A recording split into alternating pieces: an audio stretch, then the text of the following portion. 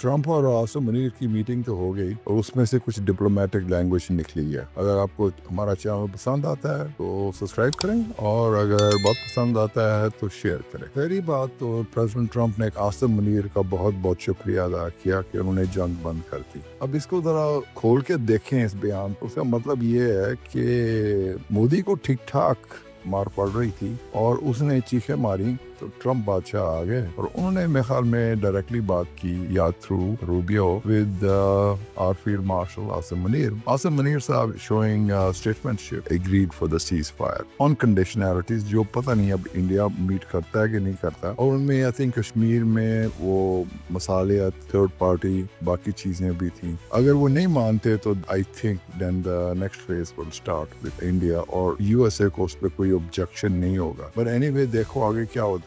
दूसरी चीज ट्रम्प बादशाह ने कहा कि हमारी डिस्कशन हुई है आसिम मुनीर साहब से ऑन ईरान, और सेकेंडली उन्होंने कहा कि पाकिस्तानी आसिम मुनीर साहब नोज ट्रम्प ने आफ्टर मीटिंग आसिम मुनीर उसने ईरान का अटैक तो प्लान अप्रूव कर दिया है, मगर लास्ट मिनट उन्होंने एक डील ऑफर की है ईरान को जिसमें वो सरेंडर के अलावा चीजें भी होंगी बाकी भी। अगर वो न्यूक्लियर डील वो एक्सेप्ट कर लेता है तो ये जो करंट अटैक है ईरान पे वो रुक जाएगा। लगता है हमारे फील्ड मार्शल ने कुछ तो चीज की है। Let's see if the Iranians मानते हैं या नहीं मानते, ये अब डिसाइड होना है। और अगर ईरान नहीं मानते तो then America will join the war और उनके जो बंकर बस्टिंग बॉम्ब जब शुरू होंगे तो it will be a pretty bad scene. और I think it's better that as soon as possible ये लड़ाई खत्म हो and this one way slaughter खत्म हो। आपको हमारी ये वीडियो पसंद आई तो प्लीज सब्सक्राइब करें और अगर बहुत पसंद आए तो शेयर करें। Thank you.